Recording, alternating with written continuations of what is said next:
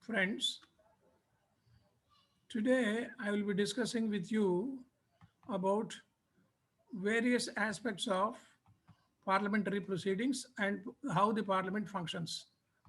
It's an important thing for both prelims and the mains also. And in the interviews also, there may be a possibility of asking you how the parliamentary proceedings are done and how many committees are there in the parliament and what are the parliament sessions. Like that, you should have a thorough knowledge on the parliamentary proceedings. Here, today I will be discussing with you on the standing committees of parliament. It doesn't mean that those members will be standing in the parliament and the others will be sitting. These standing committees are checks and balances of the government procedures, whether the government is functioning properly or not, whether the government has done any mistakes. So these standing committees, they will, in an organized manner, will be collecting information from the various departments and they will be preparing a committee report and it will be submitted to the parliament. If there is any lacuna, the concerned ministry will be pulled up and they have to adjust themselves to the right path. The standing committees are of a different nature. There are three financial standing committees. Number one is the Public Accounts Committee, and it is an elected body. It is through election, it is not through nomination. This Public Accounts Committee is constituted by Parliament every year for the examination of accounts showing the appropriation sums granted by Parliament for expenditure of Government of India. The annual finance accounts of Government of India and such other accounts laid before Parliament as the committee may deem fit, such as accounts of autonomous and semi-autonomous bodies, except those of public undertakings and government companies, which come under the purview of the Committee on Public Undertakings. There is a separate committee for public undertakings, and this committee, Public Accounts Committee, is the most important one. The constitution of the committee consists of not more than the members are 22 members, comprising of 15 members elected by Lok Sabha every year from among its members, according to the principle of proportional representation by means of single transferable vote. This is done in the case of president's election also. And not more than 7 members from Rajya Sabha elected by the House in the same manner as associated with the committee. These members will be the 22 members will be the standing committee. The chairman is appointed by the speaker from among its members. The speaker for the first time appointed a member of the opposition as the chairman of the committee in 67-68. It started like that. Earlier it used to be from the ruling party only. This practice has been continued since then. For composition of the committee of 93-94, the list of chairmen and other things we will be discussing later, a minister working in the government is not eligible to be elected as a member of the committee. If a member of this committee in his election to the committee is appointed as a minister, he ceases to be a member of the committee from the date of such appointment. So if a minister is appointed in some committee, say this PSC, he will cease to be a minister. And the change in setup has come in 1950. From its inception in the year 1921, during the British period itself, this Public Accounts Committee has started. Till early 1950s, the finance member was appointed as the chairman of the committee and its secretarial functions were looked after by the finance department. That is a later minister for finance. With the coming into force of the Constitution of India in 26th January 1950, the committee became a parliamentary committee under the control of Speaker. Its secretariat functions were transferred to the Parliament Secretariat. The Lok Sabha Secretariat has a Secretary General, and under his supervision, these committees will operate. What are the functions of the committee? The appropriation accounts relating to railways, defense services, PNT department, and other civil ministries of the Government of India, and reports of the Comptroller and Auditor General of India thereon, as also the reports of the Comptroller and Auditor General of Revenue Receipts, mainly from the basis of the deliberation of the committee. This will be the agenda for the deliberation of the committee. In scrutinizing the appropriation accounts and the reports of the Comptroller and Auditor General thereon, it is the duty of the committee to satisfy itself. There are two, three parameters for the committee's proceedings. Number one, that the money shown in the accounts as having been disbursed were legally available for and applicable to the service or purpose to which they have been applied or charged. The amount is charged according to the rules that is to be examined by the standing committee, this public accounts committee. That the expenditure conforms to the authority which governs it. And another parameter is that every reappropriation has been made in accordance with the provisions made in this behalf under the rules framed by the competent authority.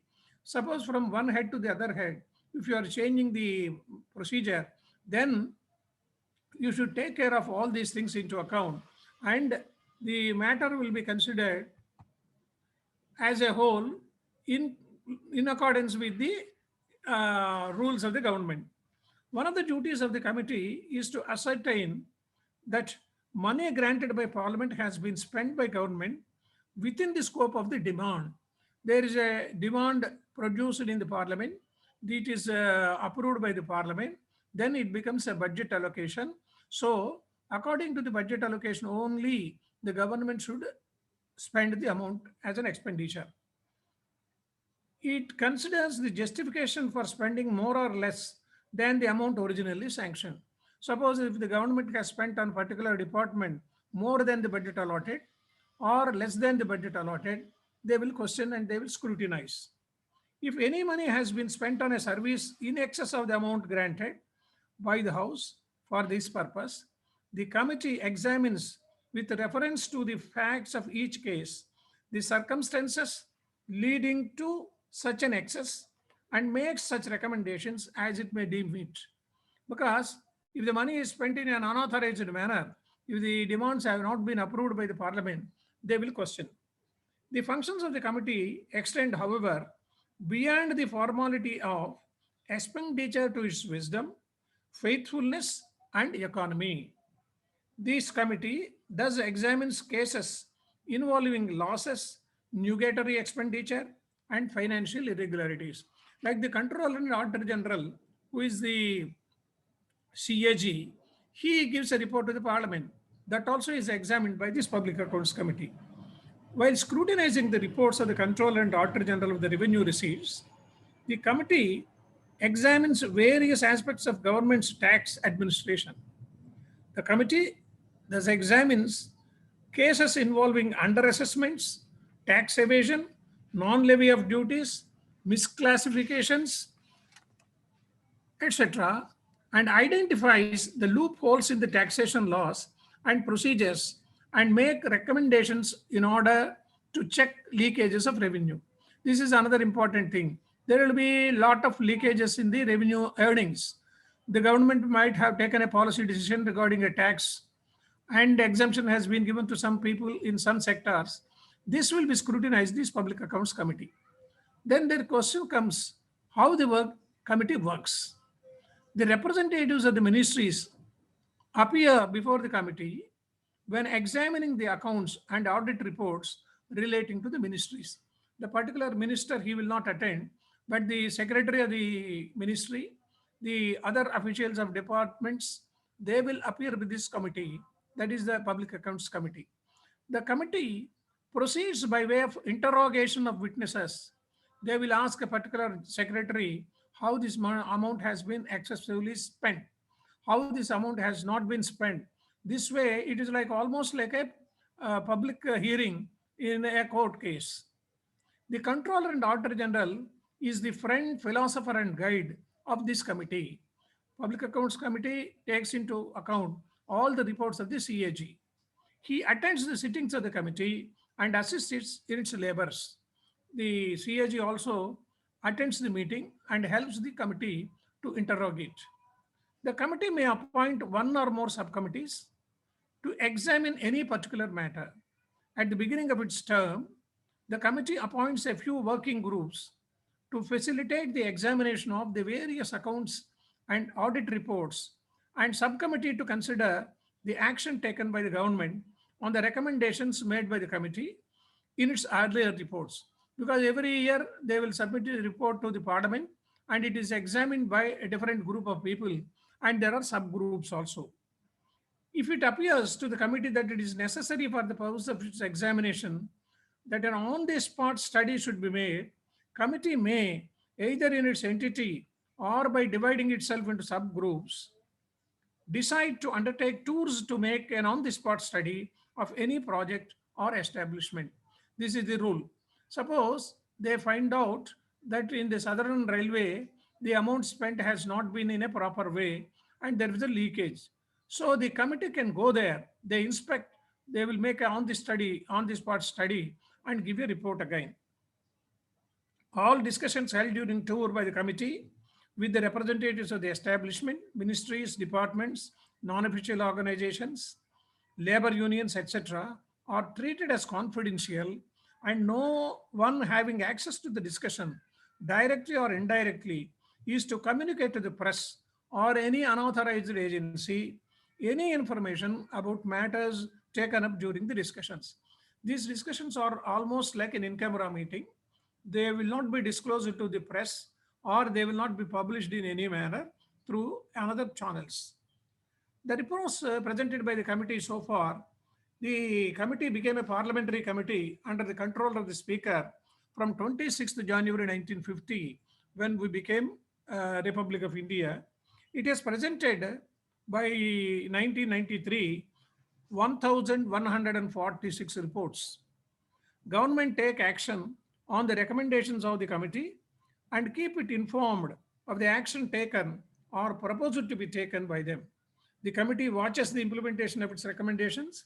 In case where the government have reasons to disagree with this recommendation of the committee, the latter, that is the government, may present a further report after considering the view of the government. The Public Accounts Committee in 1993-4 was chaired by Bhagavan Shankar Rawat. The members were there, about 22 people were there. The first 1921 chairman, you please note down in your diary, was W.H. Haley. The gentleman was an Anglo-Indian person. So he was heading the Parliament Committee, Public Accounts Committee in 1991. It was followed by Mr. Blackett. He was there for about 5 years. Then Bhupendranath Mishra was there. It continued up to the present day. The Indian people were, in 1946, John Mathaya. He was the later finance minister in Nehru's cabinet. He was there in 1946. And N.G. Ranga, a famous opposition leader who hails from Andhra, he was the chairman of the committee during 1958-59.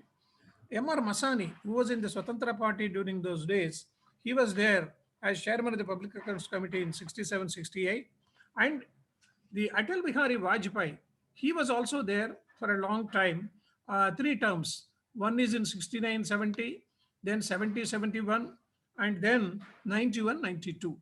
It is almost like an opposition party leader getting a recognition. P.V. Narasimha Rao, who later in 91 became the Prime Minister of India, he was also chairman of the Public Accounts Committee during 1978-79. They prepare an audit report and they prepare it and submit it to Government of India and the Parliament. This is the way how the Public Accounts Committee works. Then you may ask the question, sir, presently who is the chairman of the Public Accounts Committee? During the years 2021, an elected, it is through an election. The election is through a single vote or transferable vote.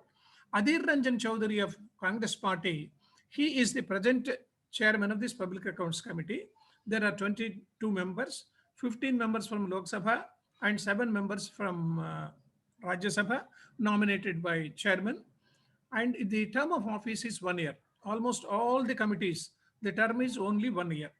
Then comes another important financial standing committee, that is estimates committee. This is also elected by Lok Sabha members only. Rajya Sabha doesn't come into picture.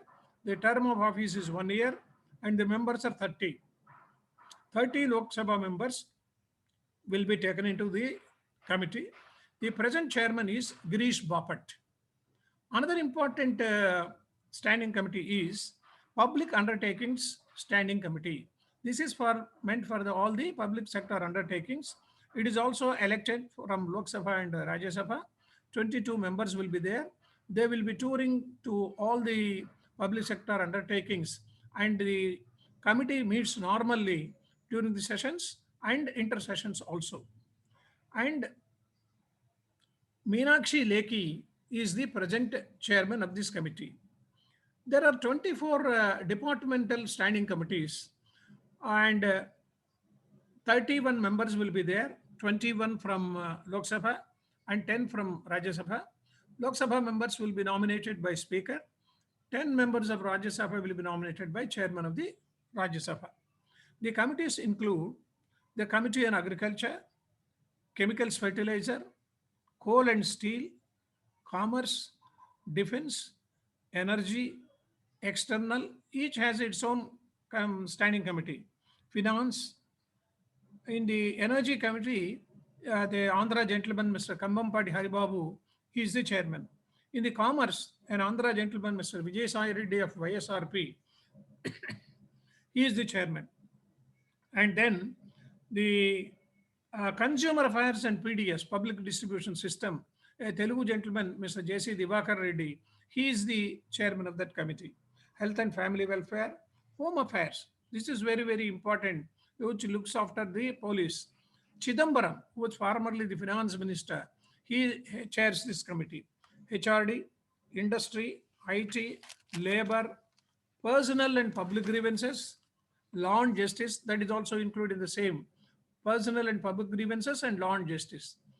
The Petroleum and Natural Gas, Railways, Rural Development, Science and Technology, Environment and Forest. This is clubbed, Science and Technology and Environment and Forest. Because if the ministry is a small ministry, two ministries will be clubbed for that committee. Social Justice and Empowerment, Transport, Tourism and Culture, Urban Development, Water Resources. Rajiv Pratap Rudy is the chairman of this Water Resources. The committee meetings are organized or the services are rendered by Lok Sabha and Rajya Sabha, Secretariat General, depending on the nomination. Suppose if the chairman of that committee is from Rajya Sabha, the Rajya Sabha Secretary General will take care of the meetings. If the secretary is from Lok Sabha, the committee chairman, then that committee will take over. Other than these committees, there are some committees which deal with the non-financial activities. They are Business Advisory Committee.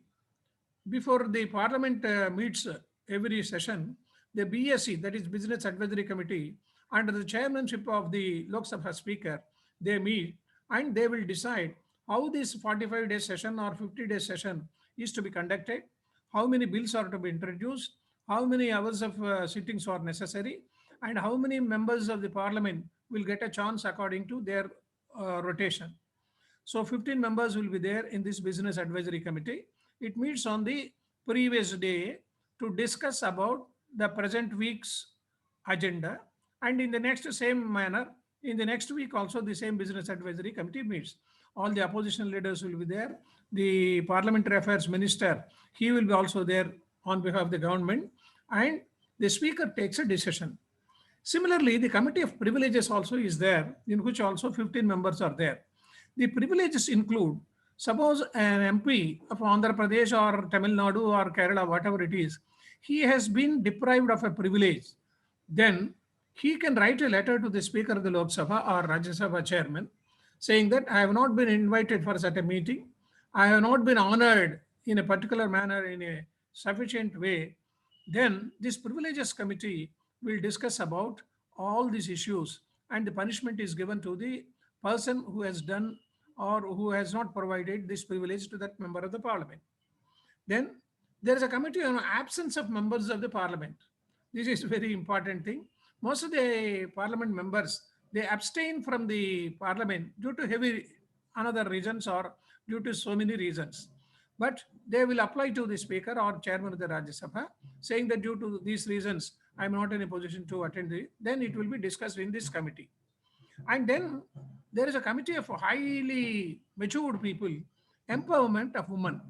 Nowadays, all the governments, they take care of the empowerment of women. So this committee consists of 30 people, and normally they discuss about the empowerment of the woman. Then government assurances. This is very, very important thing.